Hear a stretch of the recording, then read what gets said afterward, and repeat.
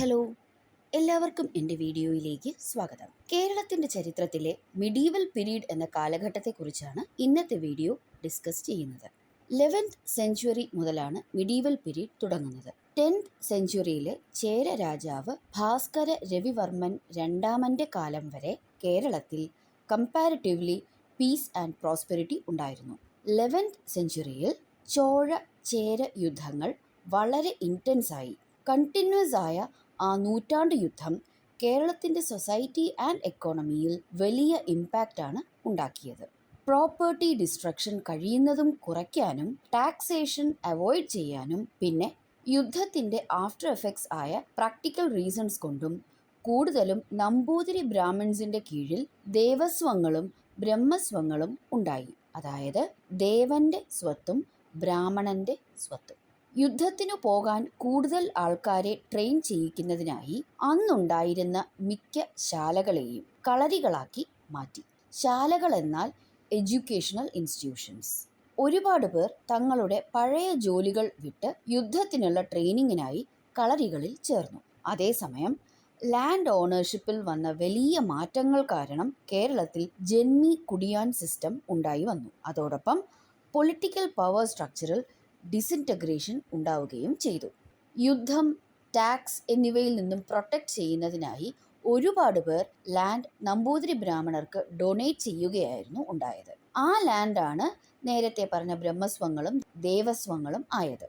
ഈ സമയത്ത് ഒരുപാട് കുടുംബങ്ങളുടെ സ്ട്രക്ചർ പാട്രിലീനിയൽ ആയ മക്കത്തായത്തിൽ നിന്നും മാട്രിലീനിയൽ ആയ മരുമക്കത്തായത്തിലേക്ക് മാറി. അതിന് കാരണമായത് ഉയർന്നു വന്ന ജന്മി സിസ്റ്റവും ചാവേർപ്പട ഉണ്ടാക്കാനുള്ള കമ്പൽസറി ട്രെയിനിങ്ങും ആയിരുന്നു.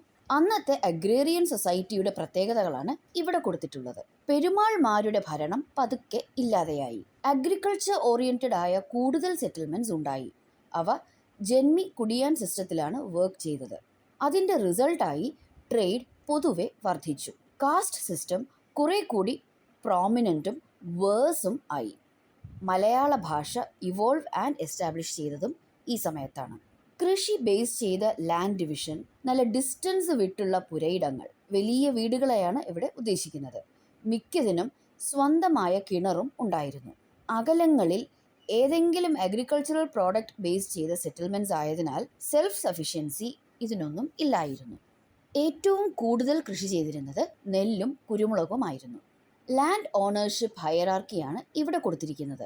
നേരത്തെ പറഞ്ഞ പല ഡിസ്റ്റൻസിൽ ഉള്ള പുരയിടങ്ങൾ, അവ ചേർന്ന ഒരു വില്ലേജ്, പല വില്ലേജസ് ചേർന്ന നാട്, പല നാടുകൾ ചേർന്ന സ്വരൂപം. ഓരോ നാടും ഭരിക്കാൻ നാട്ടുരാജാക്കന്മാരുണ്ടായിരുന്നു. അവരെ രാജാവ് എന്ന് തന്നെയായിരുന്നു പറഞ്ഞിരുന്നത്. എന്നാൽ അവർ ഏതെങ്കിലും ഒരു സ്വരൂപത്തിൻ്റെ കീഴിലായിരുന്നു പ്രവർത്തിച്ചിരുന്നത്.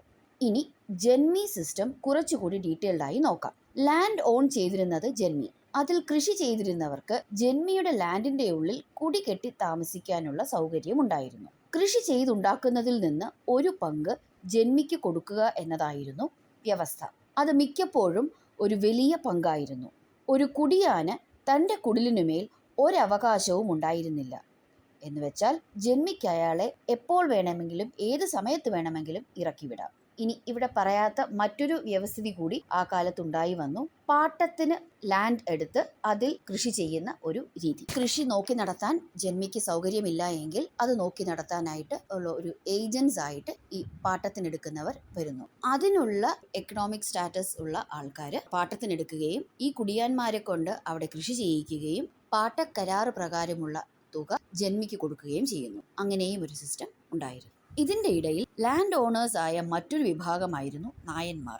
അവർ നമ്പൂതിരിമാരുമായി കുറച്ചുകൂടി അടുത്തിടപഴകിയവരായിരുന്നു. ഹിസ്റ്റോറിയൻ ആയിരുന്ന KM പണിക്കരുടെ അഭിപ്രായമനുസരിച്ച് നായന്മാരെ ഒരു കാസ്റ്റ് എന്നതിനേക്കാൾ ഒരു റേസ് ആയാണ് കണക്കാക്കേണ്ടത്. ചേര സാമ്രാജ്യത്തിന്റെ ചാവേർപ്പടയ്ക്ക് ഏറ്റവും കോൺട്രിബ്യൂട്ട് ചെയ്തത് ഇവരായിരുന്നു. യുദ്ധത്തിലെ അവരുടെ ഇൻവോൾവ്മെന്റ് കമ്പൽസറിയുമായിരുന്നു.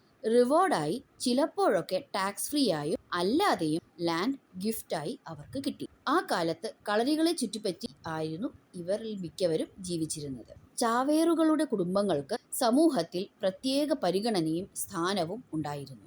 ഇനി ഇവരുടെ ഫാമിലി സ്ട്രക്ചറും കാരണവർ ഹെഡായിരുന്ന മരുമക്കത്തായ തറവാടായിരുന്നു. അവർക്കിടയിൽ പോളി ആൻഡ്രി അഥവാ ബഹുഭർത്തൃത്വം സാധാരണമായിരുന്നു. ലാൻഡ് ഓണേഴ്സ് ആയിരുന്നതിനാൽ കൃഷിയും, പ്രമാണികളായിരുന്നതിനാൽ വിദ്യാഭ്യാസവും അവരുടെ ലൈഫിൻ്റെ ഭാഗമായിരുന്നു.